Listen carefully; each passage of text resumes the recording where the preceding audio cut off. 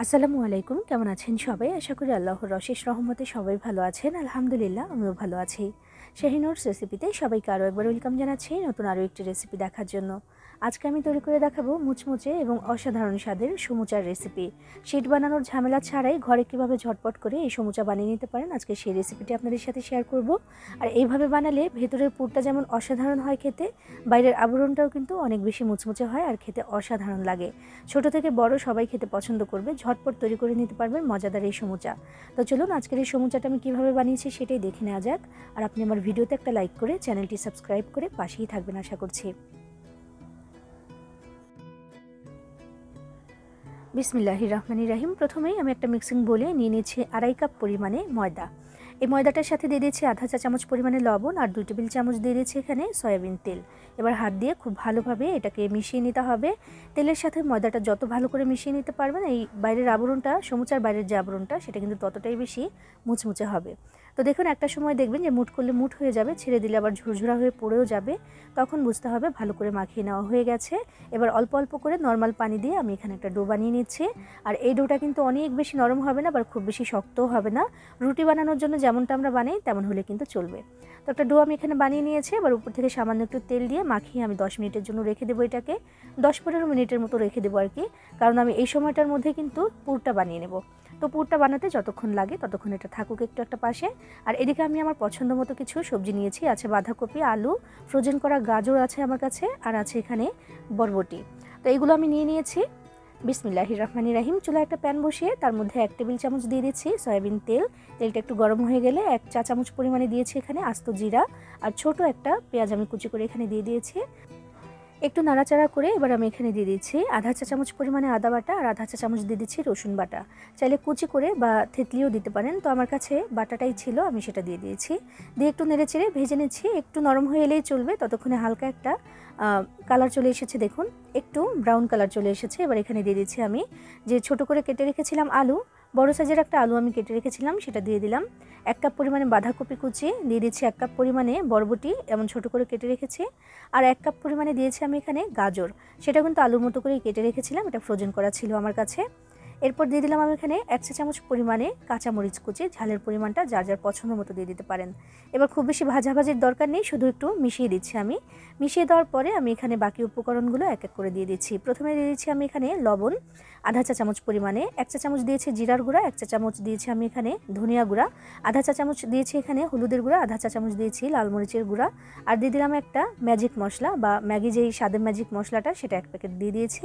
এটা দেওয়ার চেষ্টা করবেন, এটা দিলে কিন্তু অনেক বেশি টেস্টি হয়। তো আমি এখানে দিয়ে দিলাম, দিয়ে এবার নাড়াচাড়া করে 1 মিনিটের মতো একটু ভেজে নিচ্ছি। খুব বেশি সময় আমি এখানে নাড়াচাড়া করব না, তাতে করে কিন্তু আবার গুঁড়া মশলাটা পুড়ে যেতে পারে। একটু নাড়াচাড়া করে নিয়েছি 1 মিনিটের মতো, এবং তারপরে এখানে দিয়ে দিচ্ছি 1 কাপ পরিমাণে পানি।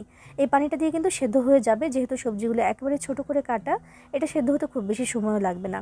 পানিটা শুকিয়ে যেতে যেটুকু সময় লাগে, তো সময় লাগবে প্রায় 4 থেকে 5 মিনিট হয়তোবা। তো আমি এটাকে ঢাকনা দিয়ে ঢেকে রেখে দেবো মিডিয়াম আঁচে, যেন সবজিটা একদম ভালো করে সেদ্ধ হয়ে যেতে পারে। প্রায় 5 থেকে 6 মিনিট সময় লেগেছে এই পানিটা শুকিয়ে যাওয়ার জন্য। তো ততক্ষণে কিন্তু এগুলো সেদ্ধ হয়ে গেছে। বাকি উপকরণগুলো তো সেদ্ধ হয়েছে, মানে আলুটা আর গাজরটা সেদ্ধ হলেই হলো, তো সেগুলো কিন্তু হয়ে গেছে। এবার আমি এখানে দিয়ে দিচ্ছি সামান্য পরিমাণে একটু ধনেপাতা কুচি, এটা দিলে কিন্তু আরও বেশি টেস্টি হবে। তো দিয়ে নেড়েচেড়ে শুধু নামিয়ে রাখবো, আর ভালো করে ঠান্ডা করে দিতে হবে এটাকে। নেড়েচেড়ে মিশিয়ে আমি এটাকে নামিয়ে রাখছি চুলা থেকে পুরোপুরি ঠান্ডা হওয়ার জন্য। আর ওইদিকে যে আমি ময়দা মাখিয়ে রেখেছিলাম আগে থেকে, ওইটা কিন্তু প্রায় 10 থেকে 12 মিনিটের মতো হয়ে গেছে। আমি ঢাকনাটা তুলে নিলাম, আর এটা দেখে যে আরও বেশি নরম হয়ে গেছে। একটু রেস্টে রেখে দিলে কিন্তু এমনই একটু নরম হয়ে যায়, সুন্দর। এবার আমি একটু ময়াম দিয়ে দিচ্ছি, এতে করে সমুচাগুলো কিন্তু আরও বেশি সুন্দর হবে। তো এবার কয়েকটি ভাগে ভাগ করে নিতে হবে। তো ভাগগুলো করে নিচ্ছি আমি, দেখুন লেচি কেটে নিচ্ছি, খুব বড়ও না আবার একেবারে ছোটও না, নর্মাল রুটির জন্য আমরা যতটুকু করে নিই ততটুকু করে কিন্তু নিচ্ছি। রুটিটা বেলে তারপর আমি নাস্তাগুলো বানাবো বা সমুচাটা বানাবো, আর এক একটা রুটি দিয়ে 2টা করে সমুচা হবে। তো এখানে 7 ভাগে ভাগ করে নিয়েছি, আর এভাবে করে একটু প্যারার শেপ দিয়ে রাখছি। বেলার সময় একটু সহজ হবে কাজটা, এই জন্য একটু প্যারার শেপ দিয়ে আমি রেখে দিচ্ছি। তো একটা নিয়ে নিলাম, আর বাকিগুলো ঢাকনা দিয়ে ঢেকে রাখবো যেন ড্রাই হতে না পারে। তো একটা নিয়ে নিয়েছি, এবার একটু ময়দা ছিটিয়ে একটা রুটি বেলে নিচ্ছি আমি। রুটিটা কিন্তু অনেক বেশি বড় করার দরকার নেই, নর্মাল যেমন রুটি হয় তেমনই করছি। আর পুরুত্বটা সেরকমই থাকবে, খুব বেশি পাতলা আমি করব না। অনেক পাতলা করলে কিন্তু এই সমুচাগুলো ভাজার সময় ফেটে যাবে, বা মাঝখান দিয়ে ফুটো হয়ে যায়, তেল ঢুকে নষ্ট হয়ে যায়। তো এই জন্য একটু মোটাই রাখতে হবে, খুব বেশিও না, ওই রুটির মতো রাখলেই কিন্তু চলবে। মোট কথা কাগজের মতো পাতলা যেন না হয়। দেখুন ঠিক এমন একটা রুটি আমি বেলে নিয়েছি। এবার মাঝখান থেকে 2 ভাগে ভাগ করে নিচ্ছি এটাকে আমি।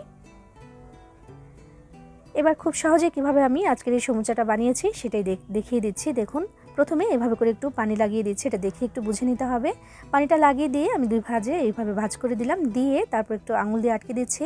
তারপরে মনে হলো যে আঙুল দিয়ে তো আটকালাম, যদি ছুটে যায় ভাজার সময়, তো সেটা মনে করে একটা কাঁটা চামচ দিয়ে এইভাবে করে একটু আটকে দিচ্ছে। এবার আর কোনোভাবেই কিন্তু ছুটে আসবে না ইনশাআল্লাহ। তো এই যে দেখুন, এই হচ্ছে সমুচার শেপটা ঠিক এমন হবে। আমি একটু দেখিয়ে দিলাম ডিজাইনটা কেমন হবে, একেবারেই সহজ। দেখুন এমন হবে এটা। তো এভাবে করে ধরে আমি ভেতরে দিয়ে দিচ্ছি, যে এই পুরটা আমি বানিয়ে রেখেছিলাম ওটা কিন্তু ঠান্ডা হয়ে গেছে। আমি দিয়ে দিচ্ছি এখানে কিছুটা পরিমাণে। এই পুরটা কিন্তু খুবই মজাদার হয়, চেষ্টা করবেন এমন একটু বেশি করে দেওয়ার। তো আমি দিয়ে দিয়েছি, দিয়ে একটু পানি এইভাবে করে লাগিয়ে দিচ্ছি। এই পানিটা কিন্তু আঠার কাজ করবে। দেখুন পানিটা দিয়ে আর কিছুই না, শুধু এইভাবে করে একটু আটকে দিলেই কিন্তু চলবে। আঙুল দিয়ে একটু চেপে এভাবে করে আটকে দিলে কিন্তু এটা একদম ঠিকঠাক থাকবে, পরবর্তীতে কোনোভাবে আর খুলে আসবে না ইনশাআল্লাহ। তো দেখুন কত সহজে তৈরি করে নেওয়া হয়ে গেল একটা সমুচা। আরও একটা দেখিয়ে দিচ্ছি, একটু তাড়াতাড়ি করে দেখিয়ে দিচ্ছি। দেখুন এটা বোঝার সুবিধার্থে আরেকটা একটু দেখিয়ে দিচ্ছি আমি। দেখুন একেবারেই সহজে কিন্তু এই সমুচাটা বানিয়ে নেওয়া যায়, একদম খেতে হয় অসাধারণ। এমন সমুচা ঘরে বানাতে পারলে কিন্তু আর বাইরে থেকে কিনে খাওয়ার কোনো ইচ্ছাই থাকবে না, পরিবারের কেউই আর চাইবে না বাইরে থেকে কিনে খেতে। এটা এতটাই টেস্টি হয়। ঠিকঠাক মতো যদি ভেতরের এই পুরটা বানিয়ে নিতে পারেন তাহলে কিন্তু আর কথাই নেই, এটা আরও বেশি টেস্টি হয়ে যায়। আর দেখুন কত সহজেই এভাবে করে সমুচা ঘরেই তৈরি করে নিতে পারবেন।